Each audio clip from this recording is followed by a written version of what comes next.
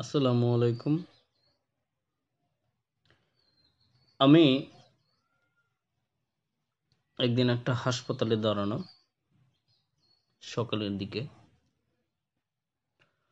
তো বিভিন্ন হাসপাতালে বিভিন্ন বয়সী মানুষই কাজ করে। বিশেষ করে মহিলারাই বেশি।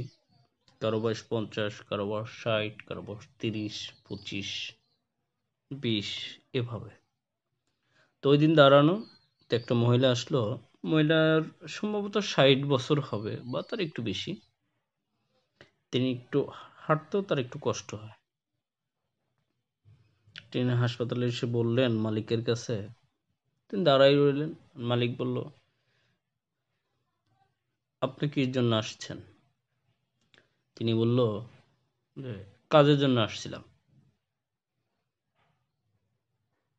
তখন মালিক বলল যে আমরা এত বয়স্ক তো লোক নেই না, সর্বোচ্চ ২০ বছর, ২০ বছর উপরে আমরা কাউকে নেই না। কারণ যে হাসপাতালে যে কাজগুলো আছে তা আপনার বয়স যেহেতু বেশি, তা আপনাকে দিয়ে হবে না।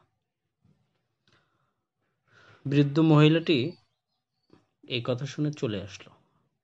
তখন আমি ভাবলাম যে এই মহিলাটি কতটা অসহায় হলে তিনি ৬০ বছর হয়ে গেছে বয়স, তিনি কাজের সন্ধানে এসেছেন।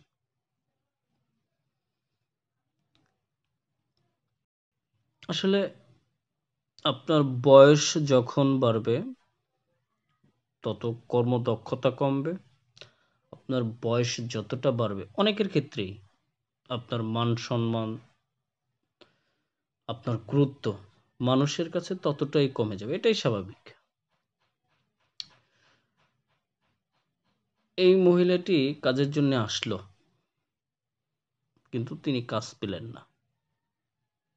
তাহলে দেখা গেল আমাদের দেশে গরিব প্রবীণ যারা আছেন তারা আসলেই কষ্টে দিন যাপন করছেন। তাদের কেউ কাজে নিচ্ছে না। এখন এই মহিলাটি কাজ যে পেল না, তার উপায় কি হবে? হয়তো আল্লাহ তাআলা যে কোনো একটা ব্যবস্থা করে দিবেন, কিন্তু আমরা মানুষের কর্মদক্ষতা বলেন, বয়স বলেন, মানুষের কর্ম শক্তি আছে কিনা সেটাই দেখি, কিন্তু মানুষের মানবিক দিকগুলো দিয়ে বিবেচনা যে করা দরকার তা আমরা করি না। এই মহিলাটিকে একটা কাজ দিলে সর্বোচ্চ তাকে ৫-৬ হাজার টাকা দিত। কিছু না কিছু কাজ তো তিনি করতেই পারতেন।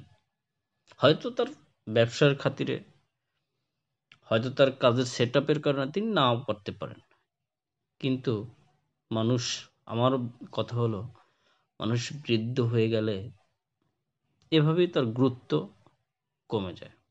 আমার যতদিন শক্তি থাকবে মানুষ আমাকে ততদিন ব্যবহার করবে। আমার যতদিন শক্তি থাকবে মানুষ ততদিন আমাকে আগ্রহের সাথে ডাকবে, পাশে বসাবে, প্রয়োজনে কিছু দিবে। যতদিন আমি মানুষকে দিতে পারবো, যতদিন, যখনই, যেদিন, যে সময় মানুষকে দেয়ার ক্ষমতা আমার কমে যাবে, ততদিন মানুষের কাছে আমার প্রয়োজনীয়তা, গুরুত্ব সবই কমতে থাকবে। এটাই আমাদের বাস্তবতা। জানি না ওই মহিলা কোথায় কাজ পাবে, কিন্তু মানবিক দিক দিয়ে হলেও কোনো কাজ দেয়া দরকার ছিল। ওই মহিলাটা তো ভিক্ষা করতেও পারতেন। তার যে বয়স, তিনি কাজের জন্য এসেছেন। তার যে বয়স, ওই ওর চেয়েও আরো ইয়ং মানুষ ভিক্ষা করে। তিনি কিন্তু ভিক্ষা প্রবৃত্তির দিকে যাননি, না গিয়ে কাজের জন্য এসেছেন। সে কিন্তু কাজটি পায়নি। পাবে কিনা আদৌ জানি না। যদি না পায় তাহলে তার চলতে অনেক কষ্ট হবে। টাকার জন্য, ভালোভাবে চলার জন্যই তিনি কাজটা করতে এসেছিলেন, কিন্তু পাননি। চাই, দোয়া করি প্রত্যেক গরিব প্রবীণরাই ভালো থাকুক, আল্লাহ তাদের সুস্থ রাখুক, আল্লাহ তাদের রিজিকের উত্তম ব্যবস্থা করে দিক। আল্লাহ হাফেজ।